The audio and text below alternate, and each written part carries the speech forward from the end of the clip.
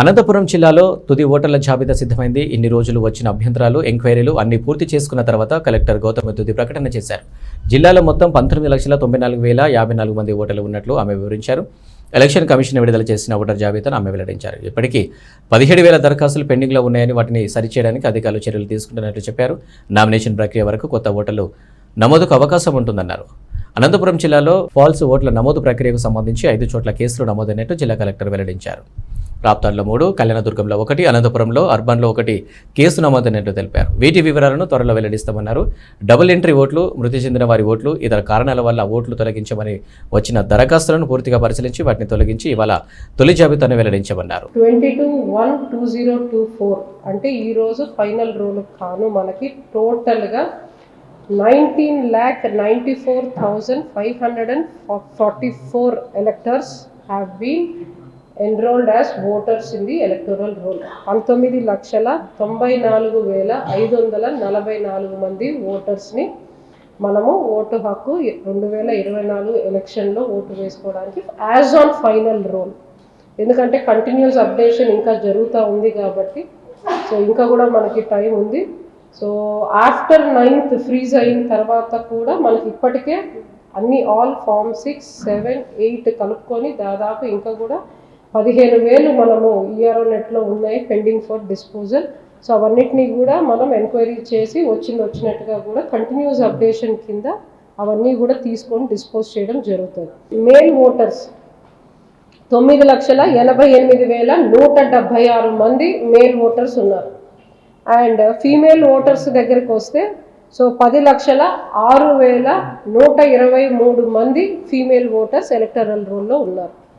So 80+ ఉండే వాళ్ళకి, అదేవిధంగా పీడబ్ల్యూడి ఓటర్స్కి ఇద్దరికి కూడా మనకి ఓటింగ్ హక్కు, హోమ్ ఓటింగ్ హక్కుని కల్పించడం జరిగింది. కాబట్టి ఆ అవకాశాన్ని కూడా వాళ్ళు సద్వినియోగం చేసుకోవడానికి ఒక పాసిబిలిటీ ఉంది. కాబట్టి దిస్ టైం సో పీడబ్ల్యూడి ఓటర్స్కి సంబంధించి మార్కింగ్ కూడా మనము స్పెషల్ డ్రైవ్ పెట్టి దాదాపు 27,000 మందిని మనం పీడబ్ల్యూడి 27,817 27,817 మంది పీడబ్ల్యూడి ఓటర్స్కి మనం మార్కింగ్ ఇవ్వడం జరిగింది. ఫామ్ 6 తీసుకొని సో టోటల్గా ఈ ఎంటైర్ పీరియడ్కి గాను 1 year పీరియడ్కి ఈ సమ్మరీ రివిజన్ పీరియడ్కి 1,35,684 ఫామ్ 6 అప్లికేషన్స్ని మనకి రిసీవ్ చేసుకోవడం జరిగింది. దాంట్లో 1,18,633 క్లెయిమ్స్ని మనం యాక్సెప్ట్ చేశాము.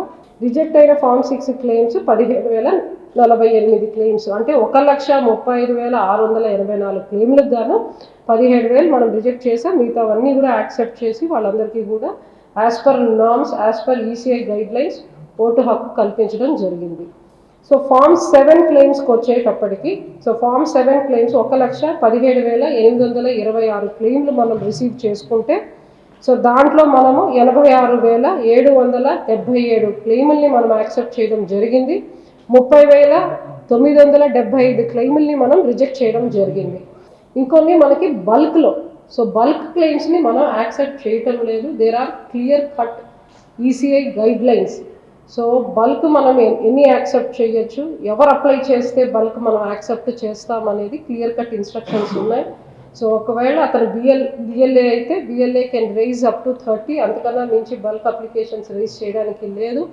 సో కొన్ని సందర్భాల్లో బల్క్ అప్లికేషన్స్ ఫైల్ అయ్యాయి, అవి మనం ఎంక్వైరీ చేశాము. ఫాల్స్ అని తేలిన దగ్గర ఎఫ్ఐఆర్స్ కూడా బుక్ చేయడం జరిగింది. ఇప్పటి వరకు కూడా 4 ఎఫ్ఐఆర్లు బుక్ చేసాం. అదనంగా ఈరోజు ఇంకొక 2 ఎఫ్ఐఆర్లు కూడా మనం బుక్ చేయబోతున్నాం. దాంట్లో మనం 1,20,858 క్లెయిములు యాక్సెప్ట్ చేయడం జరిగింది. అండ్ 6,889 క్లెయిమ్స్ని రిజెక్ట్ చేయడం జరిగింది అండర్ డ్యూ వ్యాలిడ్ రీజన్స్.